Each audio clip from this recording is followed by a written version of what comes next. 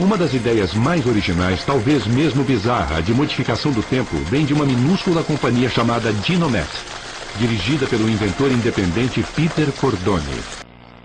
Vamos demonstrar. Aqui está o superabsorvente que nós criamos e aqui está uma tigela d'água agindo como umidade no sistema de trovão. E se você passar borrifando isso aí, vai ver que toda a água é absorvida imediatamente. O dinogel absorve a água equivalente a 2.000 vezes o seu próprio peso e a encerra num gel não tóxico.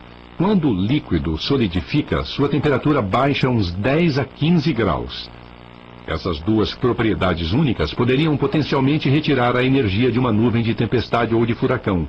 Mas o que acontece quando o gel cai sobre a Terra? Aqui temos água do mar. Veja que, em contato com ele, ela se dissolve e volta a ser líquida imediatamente. Para muitos, o produto parecia bom demais para ser verdade e Dinomat rapidamente o pôs à prova. Vai ser 1...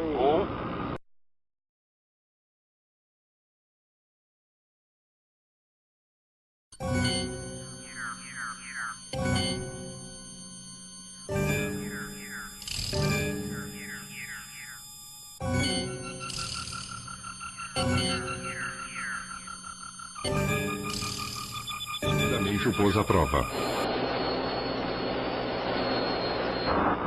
Vai ser 1, 2, 3, marca. Vai ser interessante ver o que acontece quando ele atingir aquela nuvem. No dia 19 de julho de 2001, Dinomat despejou 4 toneladas de seu polímero secreto dentro de uma nuvem de tempestade. Segundo observadores, a nuvem simplesmente desapareceu do radar Doppler.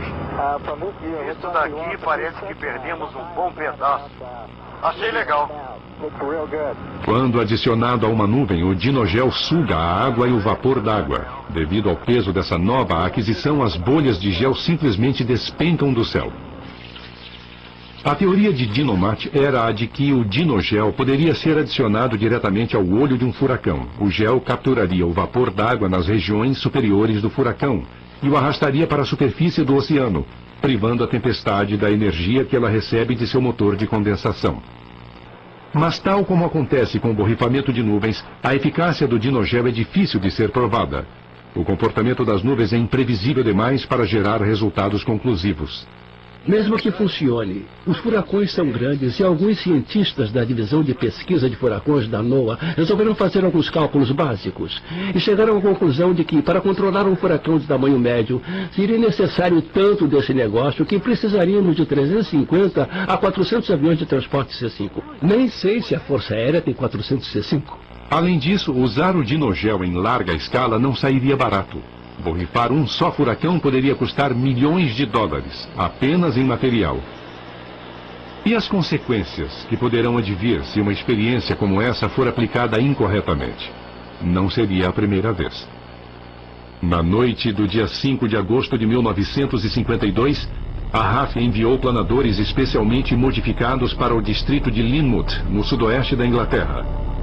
Naquela época, desconhecidos para os civis e durante décadas mantidos em segredo, os planadores carregavam um agente experimental de borrifamento de nuvens.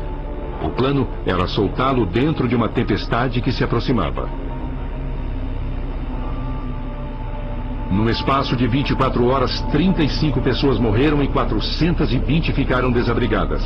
A aldeia de North Devon foi virtualmente varrida do mapa. Foi mais de uma década depois, porém, que a primeira grande história internacional finalmente daria início ao processo que iria marcar o fim das guerras meteorológicas. Seymour Hersh divulgou a reportagem no New York Times. Embora tivessem negado por mais de 7 anos, os militares dos Estados Unidos usaram a modificação do tempo como arma no Vietnã e no Laos. A partir de 1966, a Força Aérea dos Estados Unidos fez mais de 2.600 voos ultra-secretos de borrifamento de nuvens. Com o codinome de Projeto Popeye, essa operação clandestina pretendia transformar em lama as estradas vitais para o transporte inimigo, tornando-as intransitáveis. A operação se concentrou na trilha Ho Chi Minh, uma importante linha de suprimento para os norte-vietnamitas. Não tentaram apenas modificar o tempo, 1 ou 2 dias, tentaram modificar o clima inteiro na trilha Ho Chi Minh, fazendo chover mais para que os comboios de suprimento dos norte-vietnamitas atolassem na lama. Embora seja impossível existir prova incontestável quando se trata de tempo, evidência anedótica da época deixou claro que os militares dos Estados Unidos estavam obtendo sucesso. Como resultado da grita internacional contra o Projeto Popeye, no dia 10 de dezembro de 1976, as Nações Unidas aprovaram a Resolução 31/72 da Assembleia Geral.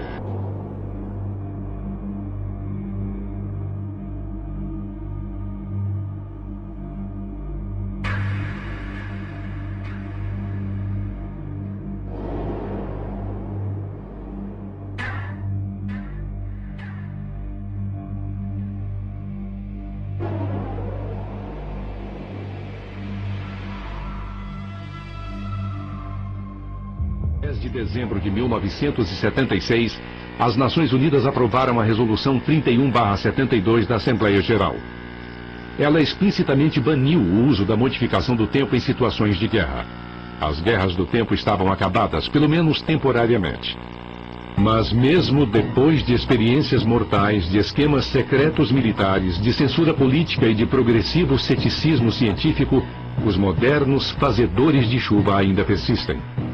Dos bizarros produtos de absorção de tempestade em setores privados às novas teorias radicais de modelação, a realidade da modificação do tempo está se tornando cada vez mais inevitável. Contudo, as novas e mais promissoras ideias de controle do tempo surgem de um campo refinado da matemática chamado teoria do caos. Usando o poder da supercomputação, os mestres desse novo campo da meteorologia são acadêmicos e talvez estejam prestes a encontrar o cálice sagrado, a mudança de direção de um furacão.